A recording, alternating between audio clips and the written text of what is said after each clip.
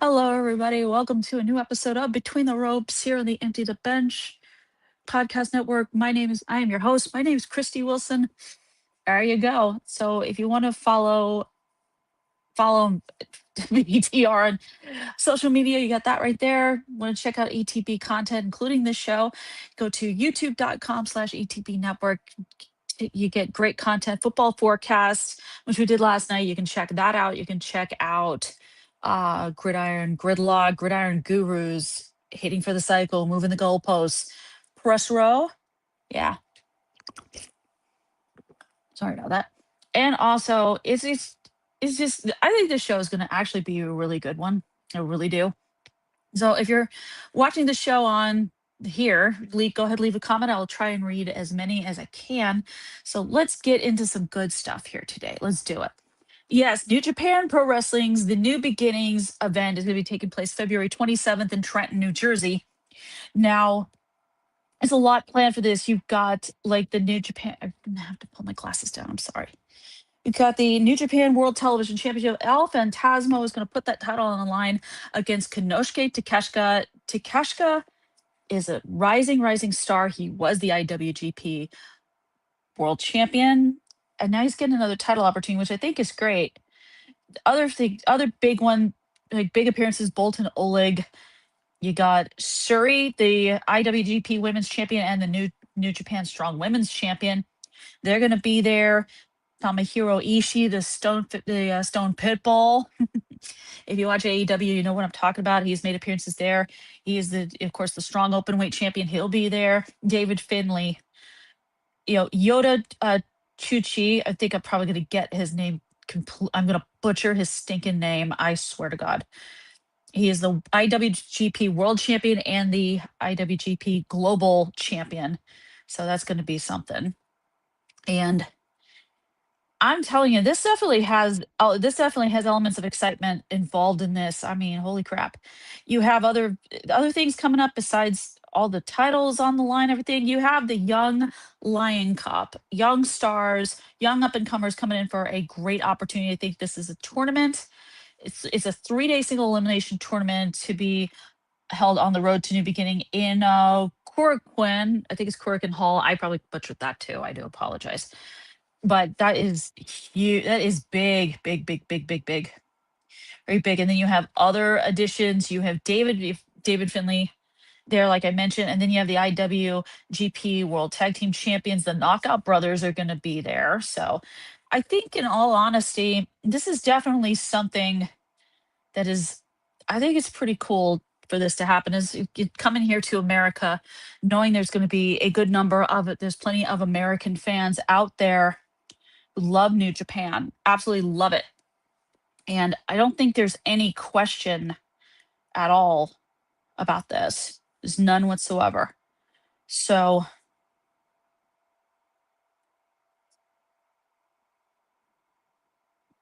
definitely no question about it. So I think it's going to be awesome for, especially like I said, for American fans. You get to check it out, and I think it's going to be absolutely great. I really, really do. So on to next topic. If you watched NXT, I mentioned this last week, which was Oba Femi vacating the NXT Championship after he retained it against Leon Slater at New Year's Evil. Well, now we know what's going to happen in terms of that championship, as Ava made an announcement that this title is going to be put on the line in a 6-man ladder match with qualifying matches starting next week, with the actual 6-man ladder match happening February 3rd. No, I think this is the right decision. I mean, it's a random episode of NXT. You could have done it on NXT Vengeance Day, but I guess they just really wanted to get it out of the way. I mean, I don't honestly know. I really don't. So there's all of that. And, but then again, I mean, Ava had to think of something. She really did have to think of something in order to kind of figure out what the heck are you gonna do with this championship. And what is NXT without a champion? What is it? I don't have any idea. So there's all of that. Hold on. Sorry. Now, apparently, I think this is just, like I said, I think it's the right decision. It is definitely the right decision. Now, I want to go in to, speaking of Leon Slater, he is the TNA X Division champion. Here we go. There have been some recent departures that were happening before TNA debuted on AMC Thursday night. And now, of course, the Rascalz were one. That was huge because they had just Trey Miguel, Zachary Wentz, and Myron Reed did just get Desmond Xavier back. Desmond Xavier, formerly Wesley in WWE. They just got him back, and all four looked like they were probably about ready to wreak havoc in TNA. But then when the card came out for the debut episode, all of a sudden, Myron Reed wasn't there on the card, and he was slated to have a match on the show on Thursday. It didn't happen. So that was, I mean, if I'm being 100% honest, that was pretty shocking. But then, of course, you got to understand why this is happening. And another one is recent left was Killer Kelly, a very talented female wrestler. I guess this was budgetary, I guess you could call it. I guess that might have been why.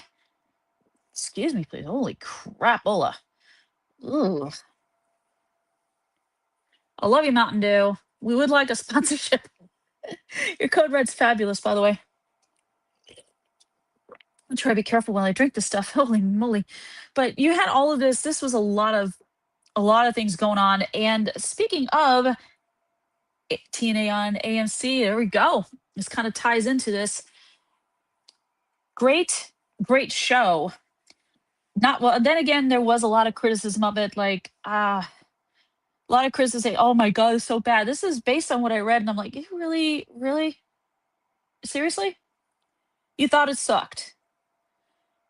I guess I don't know if it's something they don't want to give it a chance or something. I mean, I don't honestly know.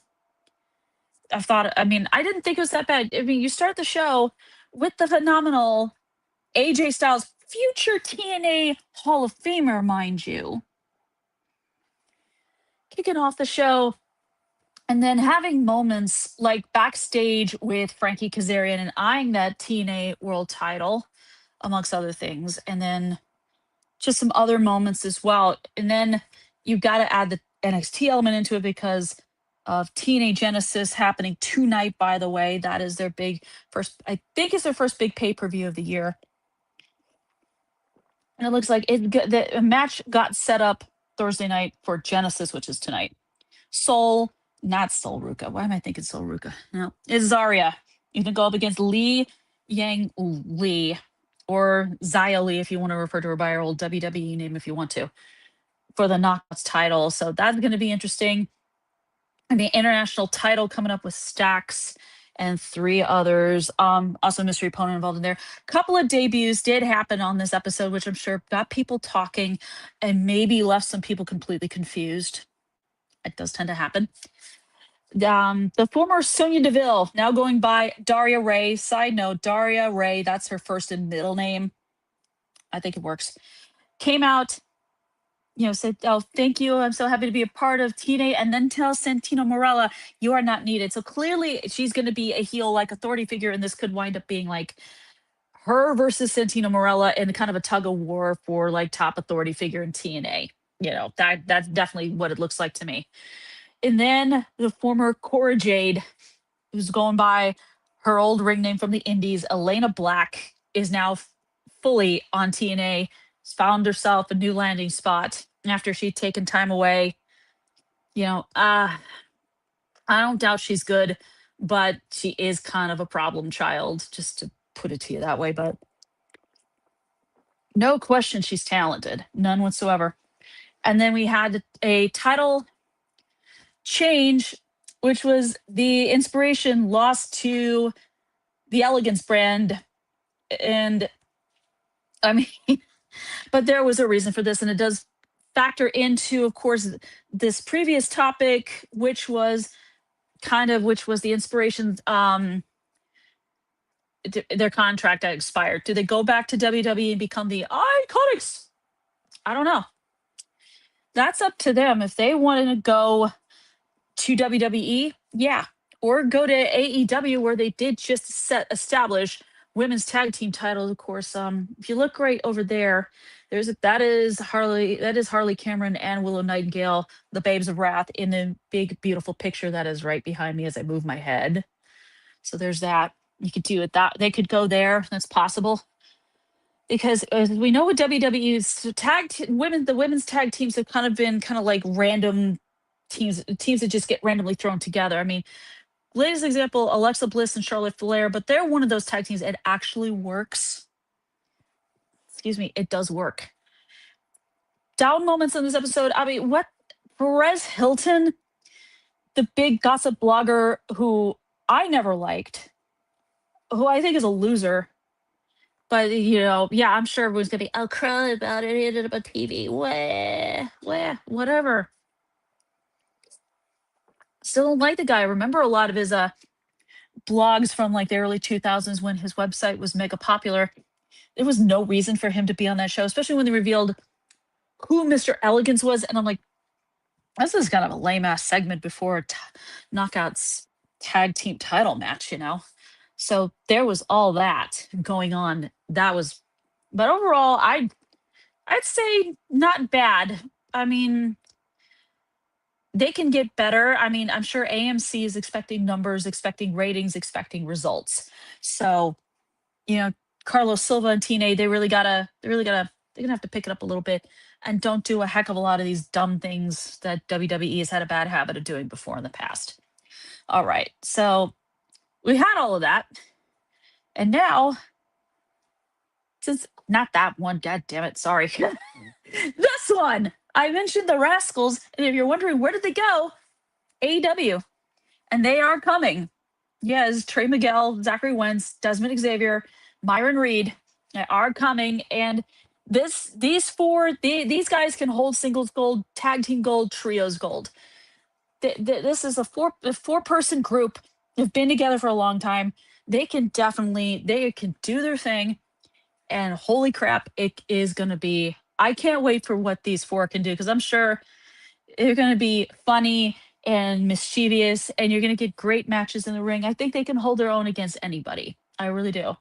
And they're definitely, I think, personally, a great pick-me-up for AEW, because they needed that extra boost, I guess you could say. Not that they didn't need it before, but I think it'd definitely be huge. Definitely going to be huge.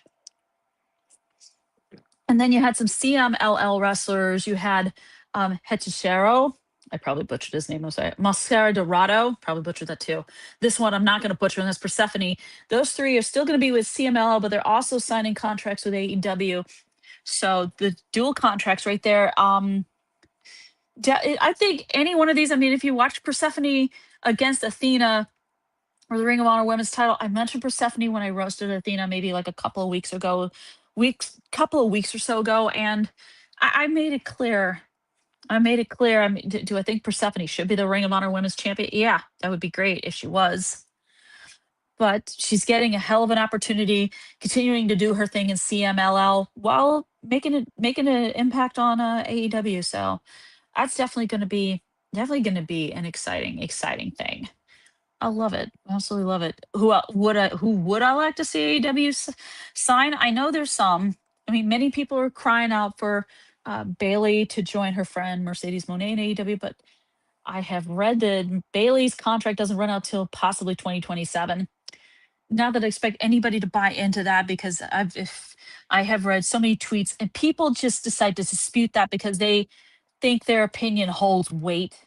In all honesty, it kind of doesn't. Excuse me. Because do you really listen to what these wrestlers say? Do you read the details from the legitimate news sources? I mean, yeah, would it be great for Bailey to come to AEW and team up with Mercedes? That'd be cool. That would definitely be cool. But let's face it, she's got something going on with Lyra Valkyria in WWE, and heck, those two could be in contention for WWE Women's Tag Team Championships. I mean, it's possible. It's definitely possible. But as far as I'm concerned, I'd love to see more All Elite graphics, because so far, pretty much has been so far so good. And we're early in 2026. So, am I expecting more? Absolutely, I am. I am definitely expecting more. So we had this happen Wednesday, the AEW Maximum Carnage. Yeah. And this was MJF's first title defense as AEW World Champion against Bandido. And it was insane, crazy. I mean, it was nuts. And even though MJF retained, I mean, he barely escaped with his life pretty much. And now you have three other guys gunning for him. You have, of course, Swerve Strickland. You have Hangman Adam Page, and you have Kenny Omega, which kind of changes it changes the game a little bit. There is also the possibility Will Ospreay is lurking. You know, once he gets the medical all clear from doctors because of the neck surgery. I wouldn't be surprised, and I know many people I've talked to have kind of disputed and kind of disagreed with me on this, but I think Will probably be the one who could dethrone Max at All In London, August 30th. Do I think Tony Khan lets Max hold on to the title for that long? I would say probably. I mean, he let Mercedes Monet, Tony Khan did let Mercedes Monet hold on to that TBS title for 584 days before Miss Nightingale got it herself. So we shall see about that. And then, you know, a lot of really good matches involved in all of this. One of the big moments, Swerve Strickland giving Kevin the Jet Knight props, saying he was a star and everything like that. And then a match, which is scheduled to happen tonight on AEW Collision on TNT and streaming on HBO Max, is a trios match between the Ops and this trio of Hangman Adam Page, Speedball Mike Bailey, and the Kevin the Jet Knight. So go ahead, check that out. Who knows? I might talk about what the result of that match next week. You know, it's possible. Definitely possible. So there's all of that going on. And of course, they had the big trios match. And yeah, Tekla did pin Chris Statlander. I have said that I think Tekla and Statlander, that's going to be a feud for the women's world title. I really think it is. Do I think Tekla gets it? Oh, I don't know. Maybe not. Because, you know, and I read this one comment that there were many Statlander fans, including myself, waited 6 years for Stat to become AEW Women's Champion. Yeah, she was a TBS champion when she beat Jade Cargill in 2023 at Double or Nothing.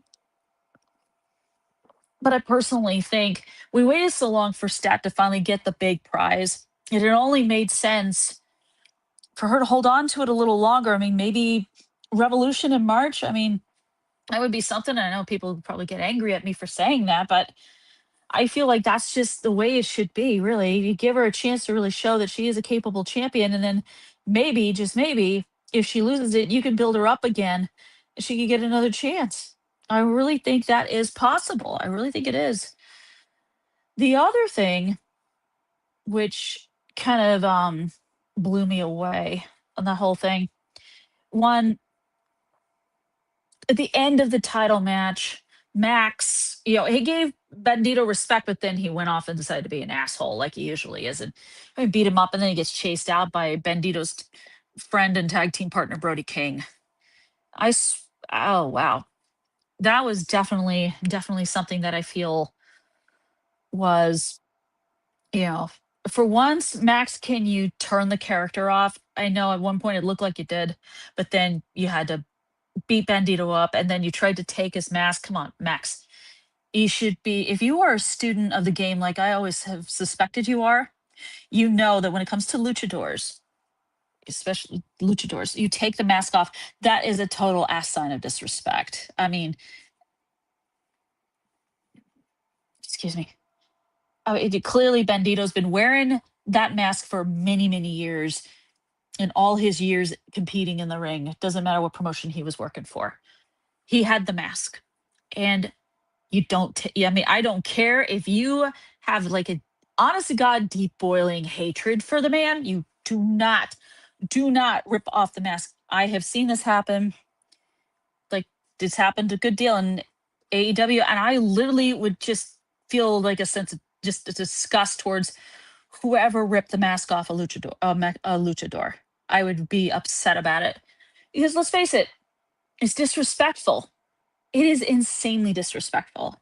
Max, you, sir, you're running the risk of going into Roast to Wrestler. If you try that shit again next week, you're going to be in the Roast to Wrestler segment, and I will obliterate you. I will not hesitate. Heck, I will make that segment rated M for excessive F bombs and all kinds of cursing coming out of my mouth. Believe me, it's not going to be pretty. Now, I'm getting into something that I didn't think would happen again, but it did. This is in relation to recap what happened TNA on AMC. Wrestler of the Week came out as a result of it. Yes, Mike Santana, he did it again. He won the TNA World Title, beating Frankie Kazarian in a heck of a match.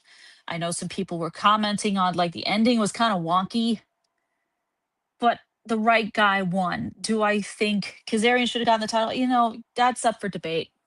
That is seriously up for debate. But Santana, again, I mean, he literally, after he lost the title, after Kazarian cashed in on him to win it, I think that was meant to be like he was supposed to face that kind of adversity. Like you had it, you lost it. Now what are you going to do to get it back? Same thing happened with Cody Rhodes when he lost at WrestleMania 39. That was adversity. How do you get back to the top of the mountain? Santana showed he could climb back up to the top of the mountain in TNA, and he did it. Now, with TNA Genesis going on, he is going to face Kazarian again, but this time with Nick Nemeth as the special guest referee. Now, I'm not going to trust the former Dolph Ziggler at all. I wouldn't do it. Even if he is the ref, do I expect him to be fair? Do I expect him... Well, first answer the first question. Do I expect him to be fair? No. Do I expect Nick Nemeth to cash in his own opportunity to see if he can get it? Yeah, I'm expecting it. Do I expect Mike Santana to retain against Kazarian, and if Nemeth cashes in on Nemeth himself? Yes. Is I feel as though, excuse me, you put this man, you gave this man a beautiful opportunity, bound for glory. He gets it, and then he loses it. And I don't think Santana deserved to lose that title in the first place. I mean, the man has just worked so hard for so many years.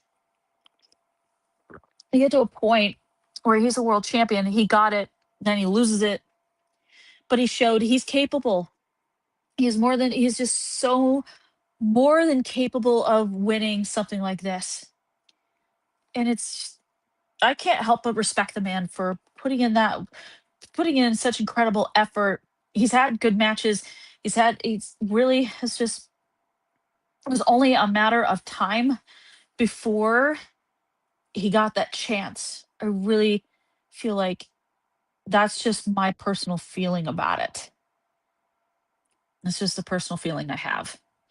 And I just feel like it's so well deserved. I mean, heck, there's pictures of him, I think, on his Instagram. He's basically like kind of got his head down. And he's looking at that belt like, I can't believe I got you again, but I'm glad I got you again. And do I expect Mike Santana to have a good reign? God, I hope so. I mean, I really, really do. I really do. Because he, to me, is so deserving to be a TNA World Champion. I really think he is. And I feel that it's just something that I know I'm going to say this again. He so rightfully deserves. And I just say thank you. Congratulations, Mike Santana, my wrestler of the week. Now, I would do a shout out, but I couldn't think of anybody. I couldn't honestly think of anybody. Yeah, I'm wearing a CM Punk shirt. Okay, best in the world. You can get it at Hot Topic. So sorry, shameless plug. I apologize. I figured to give Hot Topic a little bit of love and give Punk a little bit of attention through my shirt. So that was one thing. So, but here we go. The topic. This didn't take me long to figure out who I was going to talk about to finish the show off, but I do. Raquel Rodriguez, aka Big Mommy Cool. Woman, I'm going to be straight up honest here. I'm going to what let's get into the back. Let's get into it, okay? There's no denying you are a good wrestler, Raquel. You are a good wrestler. Here's the thing. Here's one of the problems I'm having. You've mostly had success as a tag team wrestler. Yes, you are a former NXT Women's Champion, so you can do it on your own. You can definitely do it on your own. Here's the biggest problem, and well, I'm going to get to the biggest problem I have with you later. I do feel horrible for you because you do have, unfortunately, a skin condition, kind of like psoriasis. I guess it's like psoriasis, where you get patches, really bad red patches on your skin. And, I just, yeah, mast cell activation syndrome is you have that, and it ends up being, and it looks like it's dermatological. It means for your skin. And I feel bad for you because you have that, and nobody, man or woman, should deal with something that bad, especially in your case, Raquel, or real name I should call you Victoria Gonzalez, use your government name.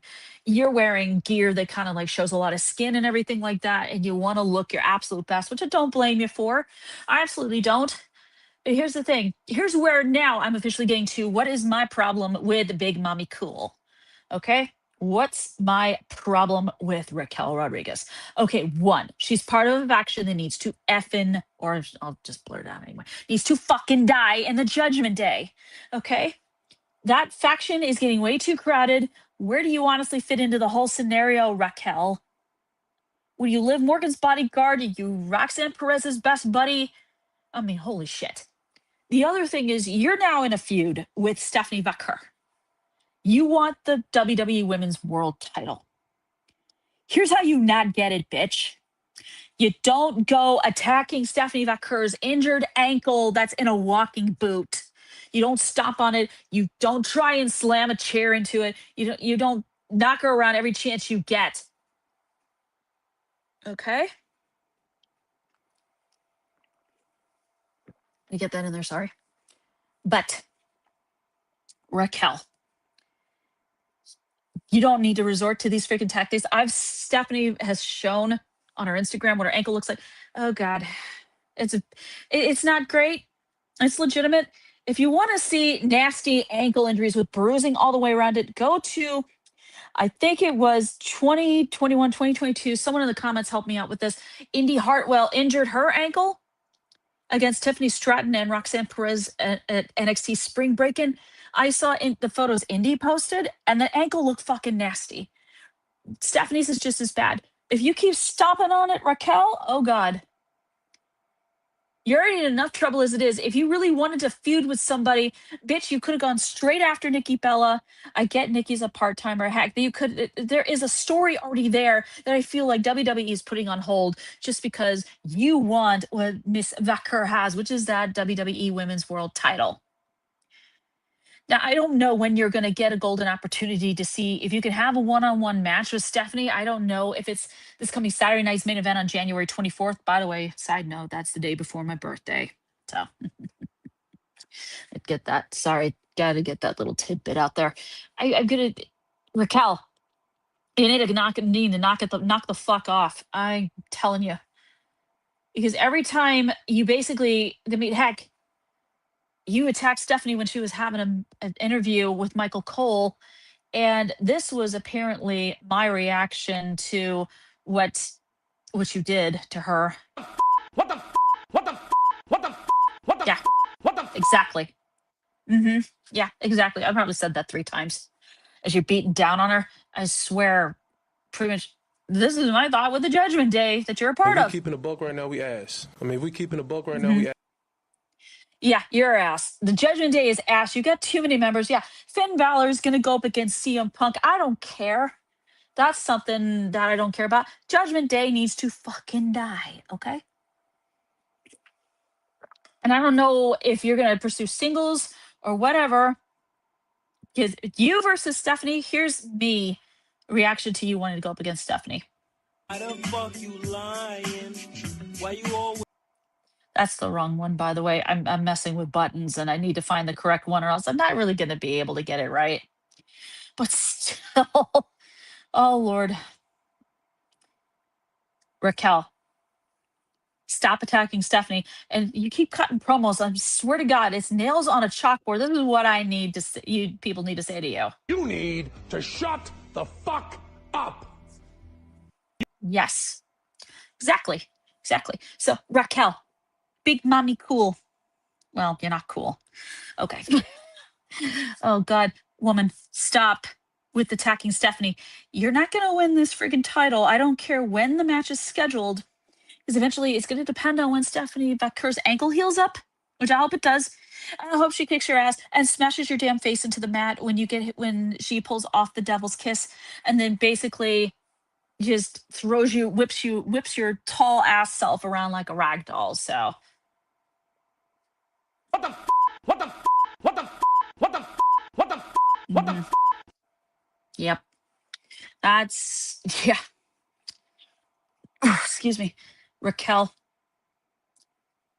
You keep pulling this shit, you're gonna end up in this segment again. And heck, I've said this before. I might as well just not do topics the next time I roast somebody. I'm just gonna make the whole show about you, and I'm gonna obliterate you, and I'm gonna call you every dirty, rotten name in the book, every rotten fucking name in the book. And by the way, you and the Judgment Day. Clown show, clown show, clown show, clown show, clown. Yeah, you're a clown show. Your whole faction is a clown show. You're a part of that clown show. So guess what? Not winning that title. Forget it. Heck, it just ain't happening. Sorry, Raquel. You're gonna have to. Geez, why don't you go pick on Becky Lynch for the Women's Intercontinental Championship? Why don't you go to SmackDown and go after Julia and the Women's United States title? That would be better. Because as far as I'm concerned, can you handle being a women's world champion? Can you handle it with the, the class and the grace that Stephanie Becker represents that title with? Because what you've unfortunately done, Raquel, you're going straight to hell. Stephanie Becker's nickname is not the Dark Angel for nothing. That's for sure. All right. Oh, excuse me. Pardon me on that one. That is going to be it for me. I am going to here. Let's get back to the good stuff right here. Of course, again, you follow BTR on all social media. If you want to check out this show and any other ETB content, go to youtube.com/ETB network. Check out everything like I mentioned. You can check out Press Row. You can check out ETB Sports with Nick Morganson, Zan Bando. Football forecast. We're getting into the stretch run with the conference championship games going on. If I have interrupted you while you were watching Bills versus Broncos, I do apologize. But go ahead, go back, have fun, get yourself ready for TNA Genesis, get yourself ready for AEW Collision. That's gonna be interesting. And I know I'm gonna be talking about Collision next week. That's a guarantee right there. And who am I going to roast next week? I don't know. Who am I going to praise as the rest of the week next week? I don't know, but I'm going to have fun I'm going to have fun figuring this stuff out. So go ahead, check out this. You follow me on social media. You can follow the network, BTR, you name it. That's going to be it. That is going to be it for this episode of Between the Ropes. So I will see you folks next week. Bye.